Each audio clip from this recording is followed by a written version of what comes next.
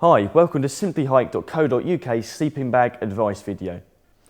During the course of this video we're hoping to demystify some of the technical jargon which is sometimes associated with sleeping bags, and in doing so helping you to make the right choice.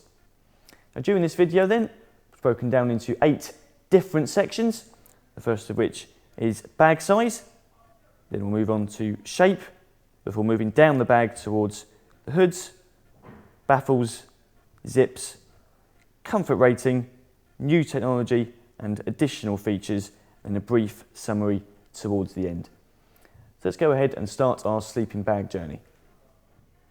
Now, when choosing to go on a camping trip or holiday, there are many things you need to consider, particularly when it comes to choosing the equipment that will accompany you on your trip or holiday. Sometimes it can be influenced by size, sometimes bigger isn't always better. Perhaps you're going to Glastonbury for a festival, perhaps you're going on a camping trip with the family for a week, or just travelling to see a mate for a couple of days. Behind me here are 11 different sleeping bags, and all unique in their own way. In a moment we're going to look through all the various features just to help you make an informed judgment. The aim of this video is to help you discover which ones work best in certain conditions. Maybe you're looking for ones that are suitable for your children, maybe you're looking for a sleeping bag that is really great for extreme conditions. So let's go ahead then and take a look at our first feature. First then, we're taking a closer look then at some of the pack sizes and basic differences in shape that sleeping bags have to offer. And when choosing to buy a sleeping bag, one of the influences or factors you need to consider is the pack size. Obviously, if you're going on a long trip, you don't want to be carrying a massive sleeping bag around with you at all times.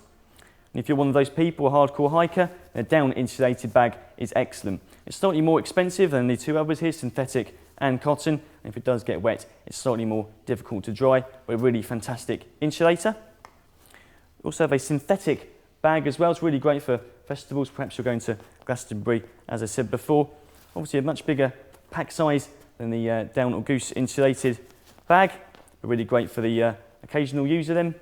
And if it does get wet, for instance, much easier to dry out. And you have a cotton bag as well, which is bigger than the other two. It's also a much cheaper bag, and again really great for leisure camping as well then.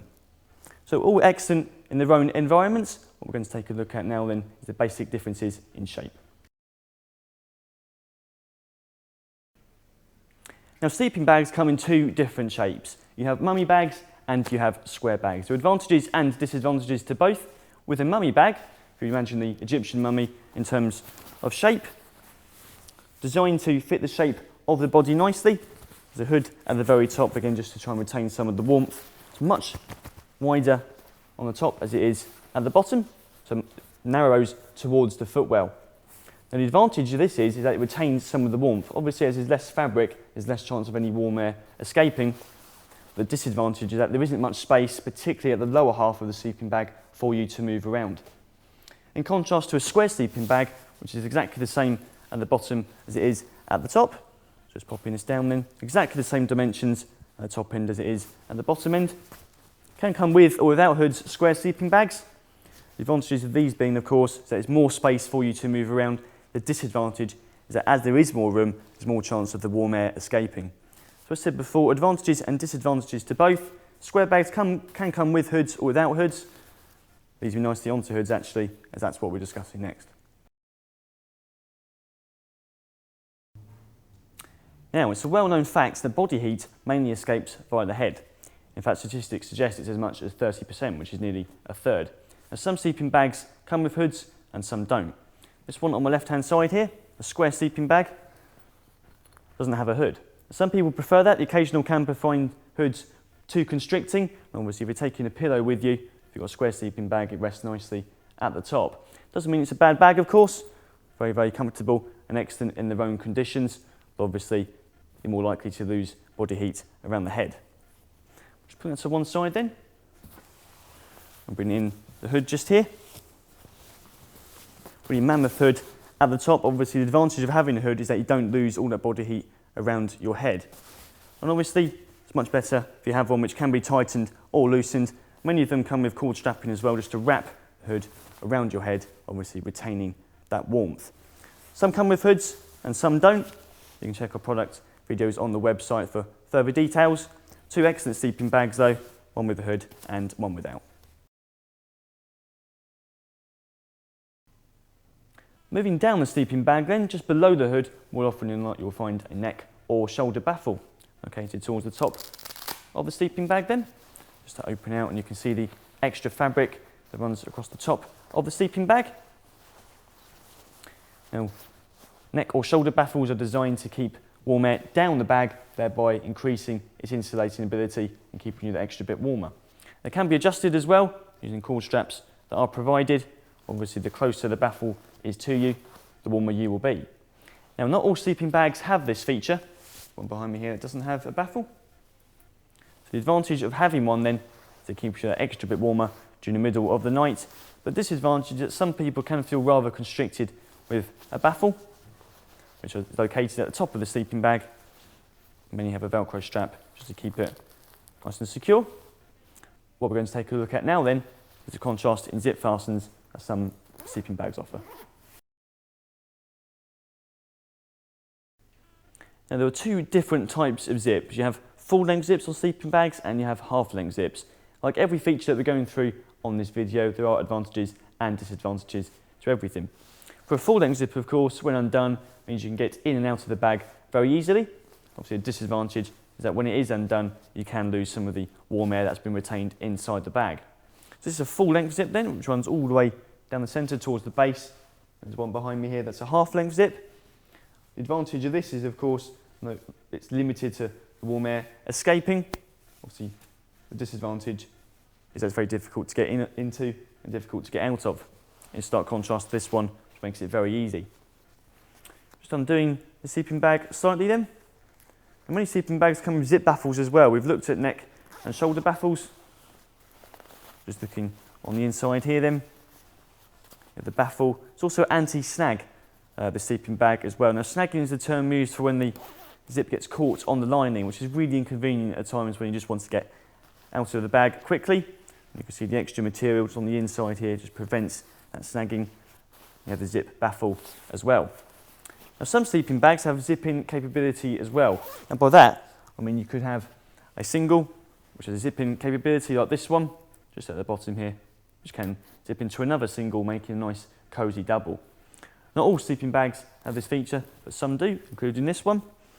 This is a full-length zip as well. So advantages and disadvantages to both. You have full-length zips and you have half-length too. Looking at temperature and season ratings then, it does sound like a complicated system, however, we're going to try and simplify this for you now then. And normally, those temperatures are listed on the sleeping bags themselves. We have compression sacks and we have stuff sacks as well, and normally they are clearly depicted via some graphics on the front. For this one, for example, we have comfort temperatures, transition temperatures and risk temperatures, +5, +2 and -10 degrees Celsius respectively.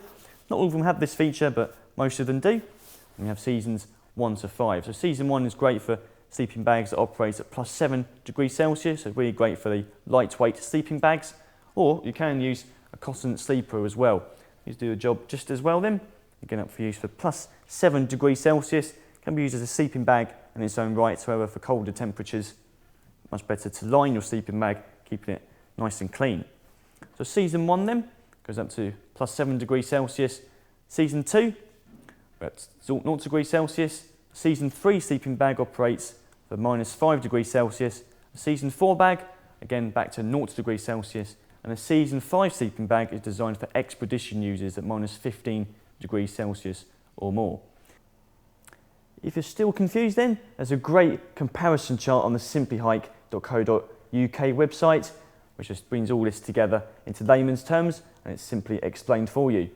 But just to sum up then, 3 different temperature ratings. We have comfort, transition and risk. And just to simplify this, comfort rating, you'll be nice and snug in the sleeping bag with just a t-shirt on. With transition temperature, you need to be prepared to wear a few more clothes.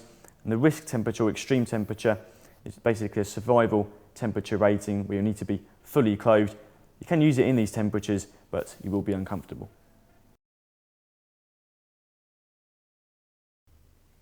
Some sleeping bags have additional features. They've come a long way in the last 10 or 15 years, and many now have internal or external security pockets so you can store all of your valuables while you try to sleep. And some sleeping bags are also EX3 treated. Not all sleeping bags have this feature, but some nowadays do. So triple layer antibacterial system, with the first layer just stopping any bacterial build-up and any odour building up.